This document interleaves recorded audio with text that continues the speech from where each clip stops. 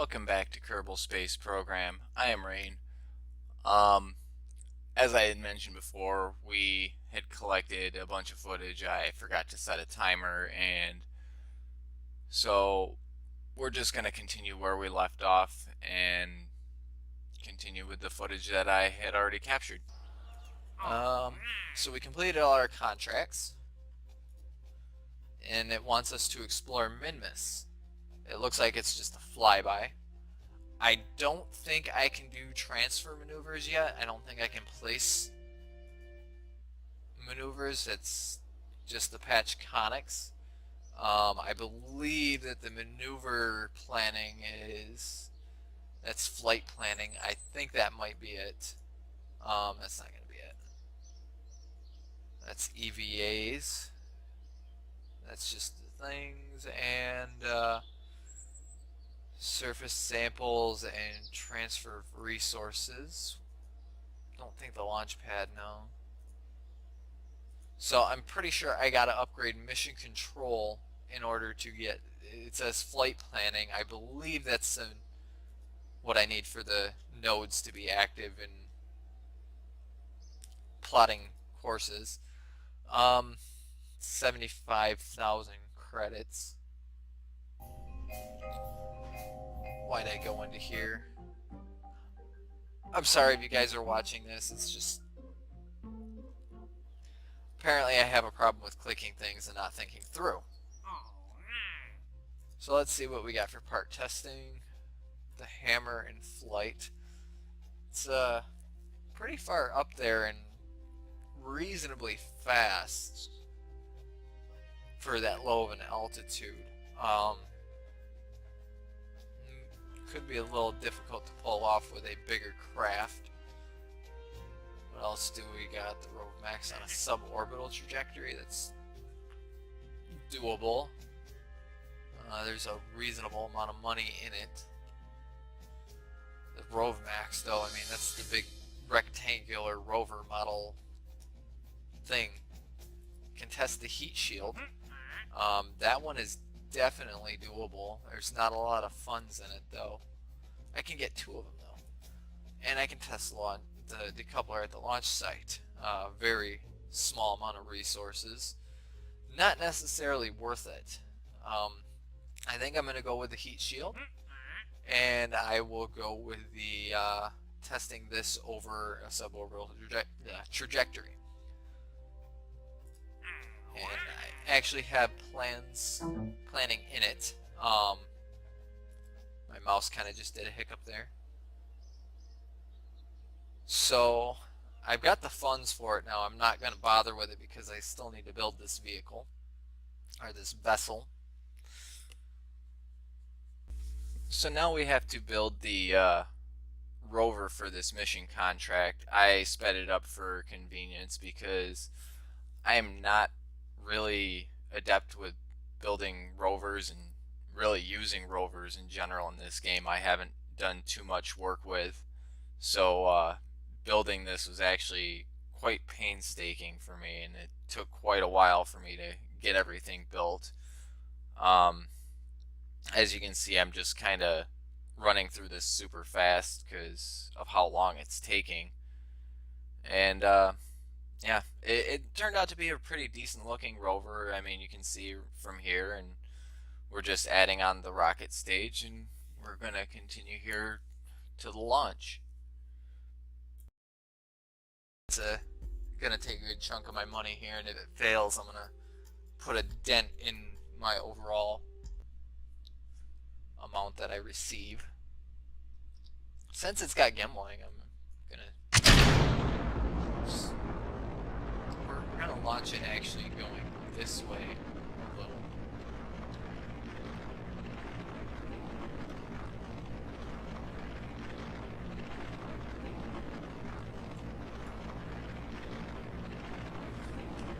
So this thing's just gonna continue to accelerate. I have no control over that, and I completely forgot to limit the thrust down in the settings, but this should get us into a suborbital trajectory. There we go, we're in suborbital.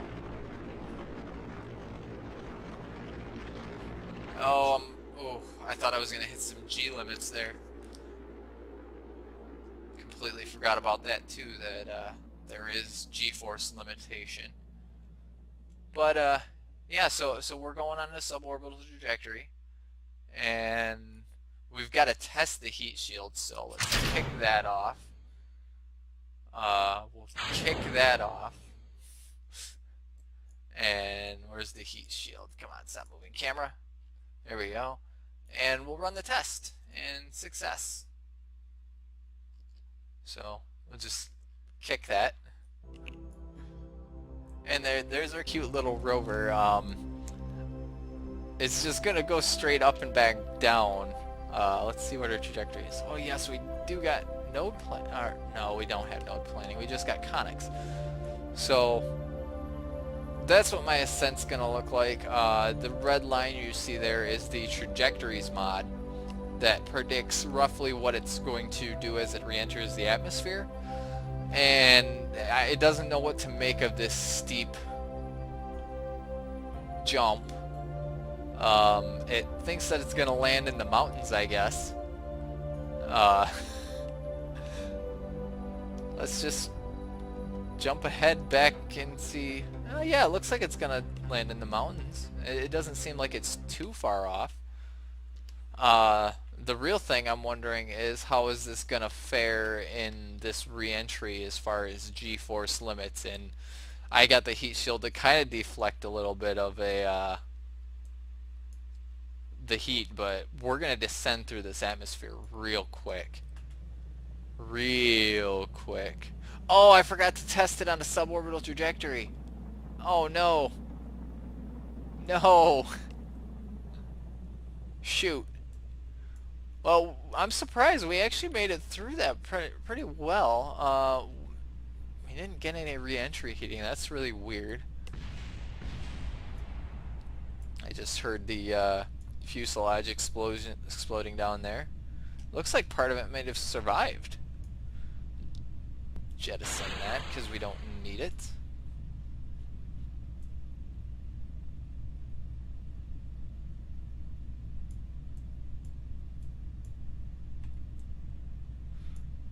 So this is fairly interesting. I thought we already collected our temperature over the mountains somehow.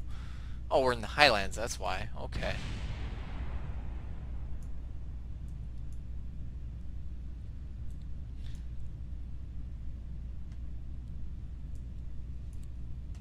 Let's check out what our lights do.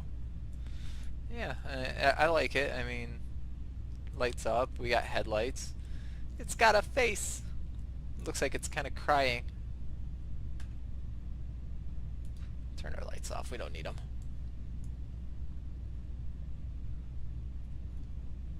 What's the warning on it say? Can't read the warning. Probably corrosive material. So we'll launch that.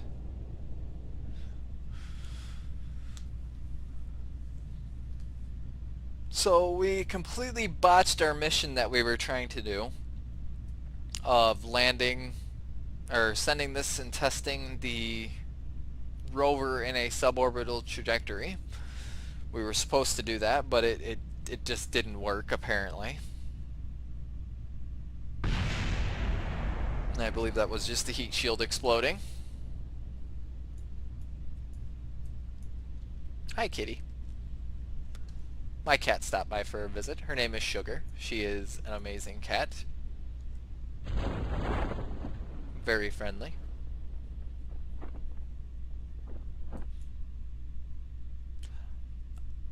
You know, I'm not sure what kind of impact that these wheels can take. I'm like I said, I'm not used to rovers. I don't. Wait a minute, I'm supposed to test these? I thought I was supposed to test the rover itself. Okay, well that changes things up.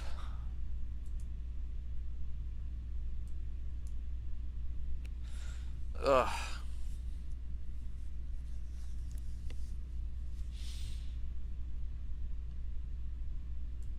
I only had to test the wheels, not the actual rover itself. Anyways, as I was saying, I don't know if these are going to survive impact. I don't deal with rovers enough to know what their impact rating is. We'll find out here shortly.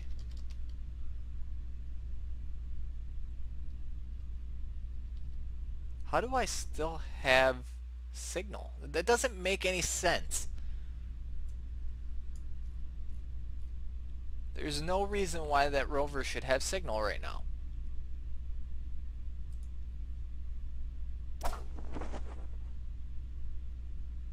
Huh. So it landed properly.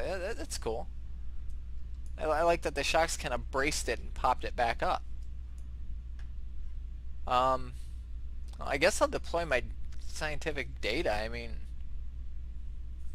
since I got signal, I might as well, right?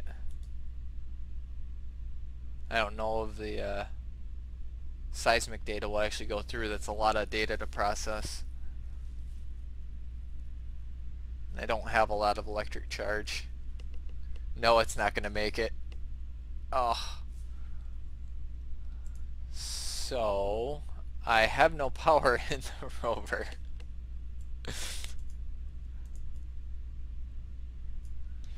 Well, you know, that's the rover. There it is. Let's go back to the Space Center. So just redoing that mission that we started and didn't complete. I did grab another atmospheric pressure reading. I'm hoping to try and angle this to our to this so I can get a pressure reading and just maximize my use of this rocket. It is a fairly cheaper rocket. I modified it to be a smaller version of a rover, but it still works. It still looks nice, and we called it the Toad Mini, and let's launch it without testing it in the simulator again.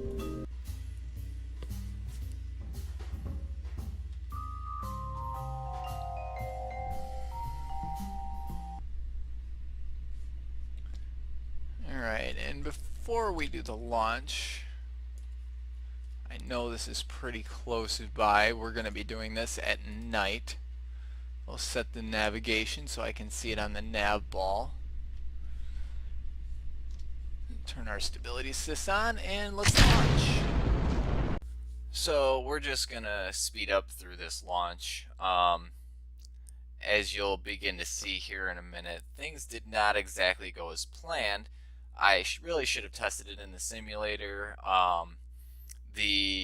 From what I can understand, the thrust to weight and the gravity of the planet was overpowering the gimbaling, and I just could not pull myself out of this inclination that it was doing, and it eventually just resulted in me not being able to go even out of the lower stage of the atmosphere.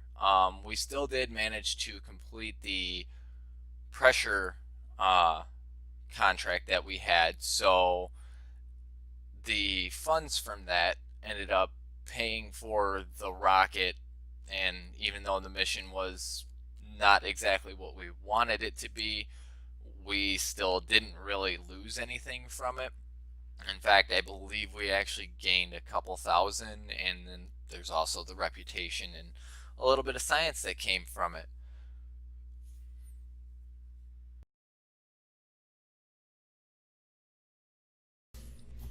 Okay, so as you can see here, we had the Toad Mach 2.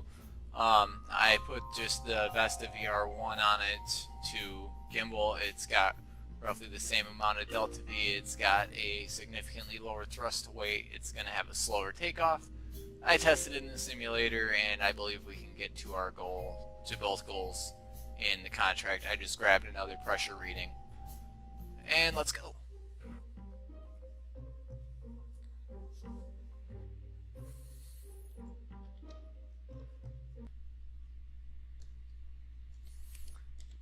Alright, so circle around, As you can see, this one's like to the southwest of us. You can see it right there on the nav ball. So the first thing we do is just tweak our rotation. Let's say about there. I know in the simulation, I believe that I missed it. It's pretty close to the KSC. So, if I angle my ascent right, I can pass right through it and hopefully get it. Let me get my barometer here if I can find it. That's the thermometer. It's the seismometer, which means this one's the barometer. Got it. Alright. So we'll just start angling ourselves towards it. As you can see, we're already probably pretty close to it if we aren't already. This game doesn't really give you a reasonable showing of where you're located at when it comes to these. I just entered the sector, so we'll just log the pressure, and that completes the mission of that. Mission complete. We just got 14,000, which supplies this rocket. We no longer have to worry about the rocket. The cost of the rocket has been covered. And now we just sit back and ascend into space. And this burn was rather long as well, so as you can see, we just get into a reasonable height in our apoapsis. I decide to run my tests when I get into orbit, and then I figure while we're up here, why not? Let's try and head for the South Pole. I realized after doing this that I had nowhere near the Delta V to make it. I just decided I'll just spend my fuel anyways and plummet back down into the ocean, ditched the lower stage after I ran out of fuel, and just basically prepared for the to go back into the atmosphere. I do have maneuver nodes now. I don't know if you guys saw that real quick, but I did go and upgrade my mission control center. I can now have 7 contracts active at the same time, as well as maneuver node planning and specific warp 2 areas. It's going to be a very useful thing to have in our future planning, such as Minmus. And let's get back to real time. And here we go. We're in the ocean. A little weird effect right there. I think that's the sun. But it doesn't seem like it's being affected by an actual glitch. So, alright, we're pretty good. Yeah, that is the sun. And we'll just recover the vessel, and we'll also call this the end of the episode. I'm sure by now we got plenty of footage. So, thank you guys for joining me. I will see you guys next time.